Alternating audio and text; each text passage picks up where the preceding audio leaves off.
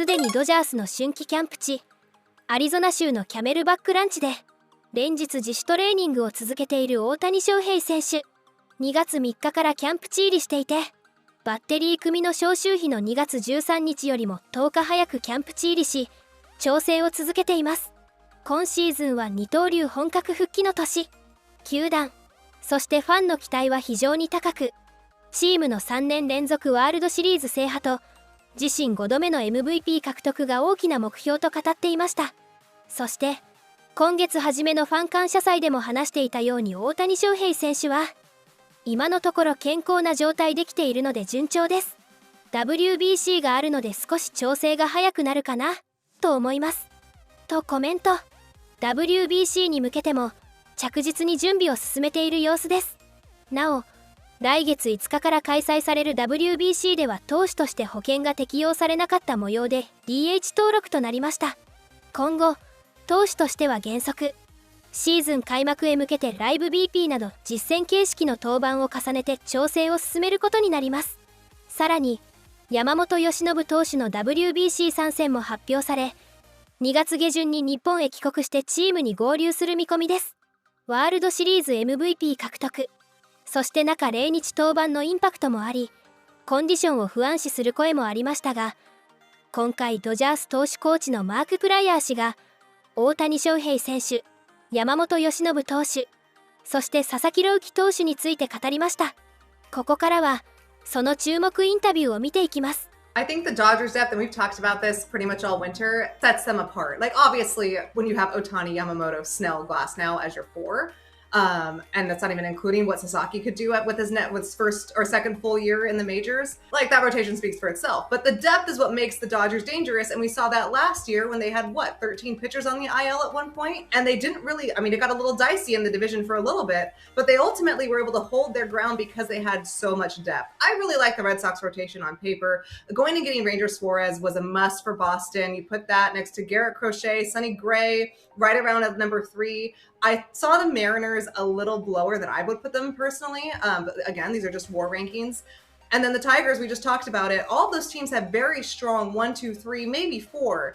But what about after that? We know pitching injuries are at a rise throughout baseball. It has been more and more each year. We see it specifically the most in March and April. So if you don't have depth in your rotation, and I'm talking an abundance of depth, not just that we have a number 6 guy and a number 7 guy, but a 6, 7, 8, 9, 10, you don't really have a rotation you can depend on, regardless of the names that make up the first half. So for this one, I still think the Dodgers have the best rotation in baseball because of the depth. There are certainly guys that you can put up against Ohtani, Yamamoto and be like, okay, that's a really formidable 1 and 2.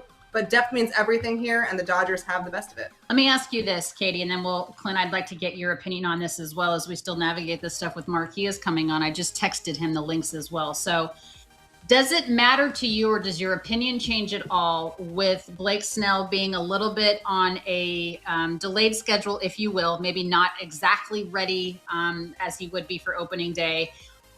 And then Yamamoto likely probably having to have some sort of load management, considering he was an absolute beast in the postseason. Yeah, and I think we can add Ohtani to the load management conversation as well. It doesn't necessarily, when I say concerning, like it's in the back of my mind is, okay, the Dodgers have to plan around this. They have to plan to bring in Snell maybe a little bit more delicately than they would in a regular season, right? They need to monitor Ohtani's workload, Yamamoto's workload, because as we mentioned, those injuries happen the most in March and April. And the last thing you want to do, I mean, any major league manager, coach will tell you this, you'd rather have your best pitchers in September than April. Something that they know already. We talked about this with Dave Roberts at the winter meetings. I mean, that was 2 months before pitchers and catchers were scheduled to report, and he's talking about maybe having a hybrid 6-man rotation to start the year. So concerning, I say that lightly. I think a better word is intrigued to see how they monitor the workload. But again, this goes back to the depth that we talked about, and I'm excited to see. We want to welcome in Mark Pryor, now longtime pitching coach for the Los Angeles Dodgers. Thank you. We were just talking about the depth of your starting rotation, and we're interested in knowing, I mean, is this possibly the most formidable pitching staff that you've ever worked with going into a season? I hate to have you rank your guys, right? You're kind of like ranking your kids. But man, you've got a lot to work with. Well, one, I won't rank my kids, and I won't rank my pitchers either.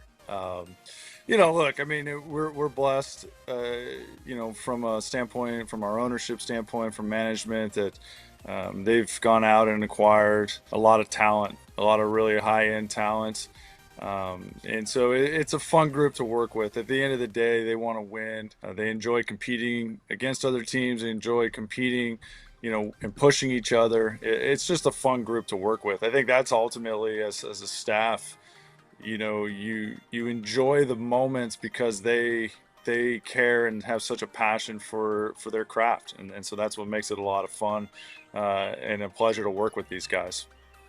Mark, hi, my name's Katie. I wanted to ask a little bit about Yamamoto, because we know he's going to go play in the WBC for Team Japan. He also had that heroic, monstrous performance for you guys in the World Series last year. When you're looking at workload, and we touched on this a little bit earlier, is he maybe still a little bit tired from his performance last year? Is this something where you're going to be monitoring his workload because he pitched so extensively, so late for you guys in the season? What's the plan for him to start spring? Well, I mean, that's the nature of the WBC. It's there's no perfect time to have a tournament like this, but this is where the schedule falls. And so Yama's been, getting ready for his 2026 season, since, he kind of picked up from his rest after the World Series. He's in a great spot. He feels good. He wouldn't do this if he wasn't feeling good. He made that very clear, I think, to ourselves as well as to, Japanese officials, that, he needed to make sure and kind of take stock on where he was at.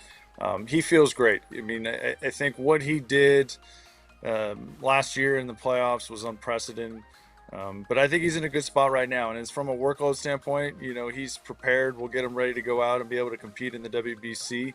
And then once, because of the limitations that are set forth kind of in the, the parameters that they have for pitchers, it's not that much different from standpoint of what it would be with us. Obviously, the intensity and the magnitude of those games is going to be more, so it's hard to, account for that. But he's going to be in a good spot, and he'll be ready to go once the season starts. He's a unique individual. He takes unbelievable care of himself. Last year was special to watch him, navigate his season, and ultimately, reach the pinnacle at the end and doing some things that's, I know it's been said, like, probably won't see again. And he wanted to win just as much as anybody. And he just, he felt like he was in a position to do some things that were extraordinary. Yeah, special stuff from him. And if he's the type of dude who needs a blow either early in the season or later in the season, the good thing is you guys got a lot of arms. You got a lot of bodies there, very high end, a lot of talented dudes. We are entering year 2 of Roki Sasaki. Obviously, a lot to build on for the dude. The ceiling is very high, and we've heard a lot so far over the last, really, I guess, weekend. He's working on adding a little bit, a few wrinkles to the pitch mix, maybe a little bit of a cutter, a little bit of a two-seamer. What are those kind of conversations looking like as we try to make, build Roki into a high quality major league starter? We've seen him do it as a reliever, of course, but building him into a starter, and how do you make the cutter and two-seamer not necessarily affect that splitter forkball? Yeah, I mean, I think you touched on it there at the end. I mean, it's ultimately he has a high velocity fastball when he's right, and he has that nasty, split finger pitch. So adding those other pitches has been a conversation been going on since the beginning of last summer, even when he was on the IL. But you don't want to take away from what his strengths are. So it'll constantly be, not managed, but monitored more, just so that we're not pulling back from the other things. But we do that with everybody, with all guys. We're in an era where, because of the technology and the resources that everybody has, guys are able to test things out on a much more regular basis. So you're always making sure that they're not pulling back from what their strengths are. And I think with Roki, it was an interesting year. It's a learning year no matter how he slices it. It started off, obviously with high expectations. The injury comes, a role transition, pitching in big moments in the playoffs. So there's a lot for him to kind of, digest and learn from, like all major leaguers, no matter, whether they're, high school, college, or you're coming over from, the Japanese or Korean baseball leagues. I mean, there's a lot to learn at that level. And so I think he's probably had a lot of time to reflect over the winter on what went right, maybe for him, what went wrong, what he needs to do to prepare, to come into camp and be ready to try to put a good foot forward to be a starter.